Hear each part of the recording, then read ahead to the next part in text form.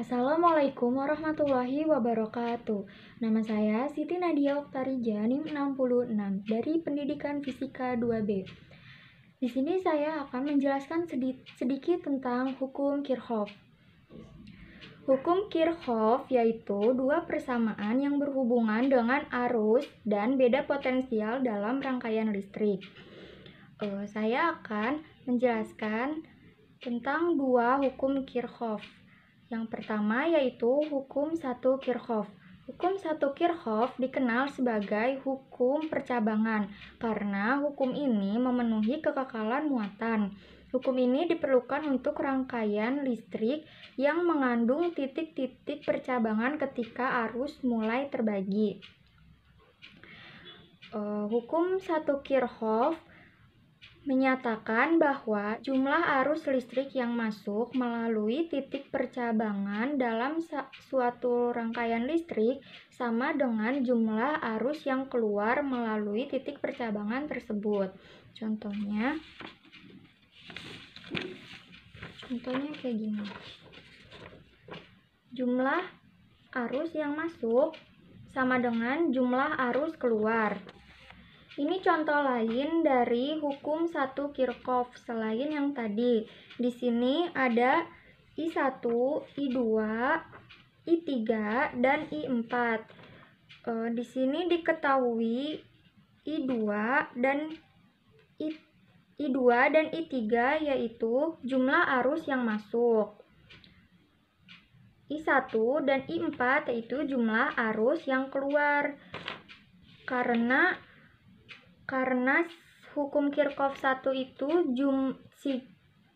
sigma I masuk sama dengan sigma I keluar, maka I2 ditambah I3 sama dengan I1 ditambah I4. Selanjutnya yaitu hukum 2 Kirchhoff. Hukum 2 Kirchhoff sering disebut sebagai loop rule atau aturan lingkaran. Karena pada kenyataannya beda potensial di antara dua titik percabangan dalam satu rangkaian pada keadaan tunak adalah konstan. Hukum ini merupakan bukti dari adanya hukum konservasi energi. Hukum 2 Kirchhoff ini menyatakan bahwa jumlah perubahan potensial mengelilingi lintasan tertutup pada suatu rangkaian harus 0. Di sini ada contoh dari hukum 2 Kirchhoff. Ini merupakan loop 1 dan ini merupakan loop 2.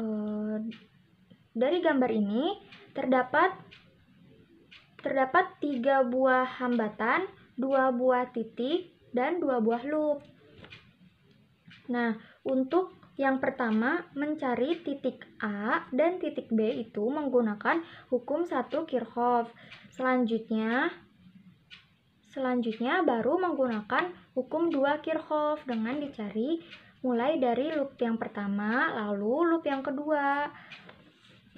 Tujuan dari praktikum hukum Kirchhoff ini yaitu yang pertama untuk mempelajari hukum Kirchhoff, yang kedua untuk membandingkan penerapan hukum Kirchhoff dan hukum Ohm, yang ketiga untuk menganalisis rangkaian listrik dengan hukum Kirchhoff. Pada praktikum hukum Kirchhoff ini terdapat beberapa alat dan bahan. Di antaranya yang pertama ada catu daya, ada project bor, ada multimeter, ada kabel penghubung, ada saklar atau jalur, ada resistor, ada capit buaya, dan ada jumper.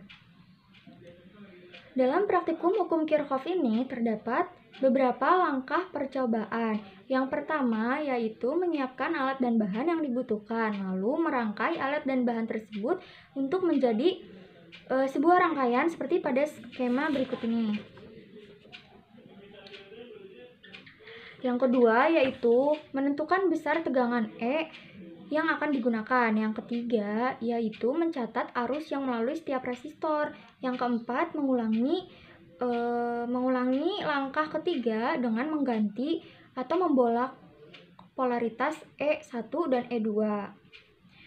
Nah, sekarang terdapat beberapa variabel yang ada di praktikum hukum Kirchhoff ini. Yang pertama itu ada variabel tetap. Variabel tetapnya itu ada hambatan, ada ampermeter, dan kabel penghubung. Nah, yang kedua itu ada variabel bebas. Variabel bebasnya itu beda potensial. Variabel terikatnya itu kuat arus. Saya akan memberikan beberapa hipotesis. Yang pertama, apabila arah loop sama dengan arah arus yang melalui resistor, maka beda potensial bernilai negatif. Yang kedua, apabila arah loop berlawanan dengan arah arus yang mengalir melalui resistor, maka beda potensial bernilai positif. Contohnya seperti gambar ini. Nah, seperti gambar ini. Ini contoh yang berarah loop yang bernilai negatif. Ini contoh arah loop yang bernilai positif. Cukup sekian sedikit penjelasan dari saya mengenai praktikum hukum Kirchhoff. Kurang dan lebihnya mohon dimaafkan. Wassalamualaikum warahmatullahi wabarakatuh.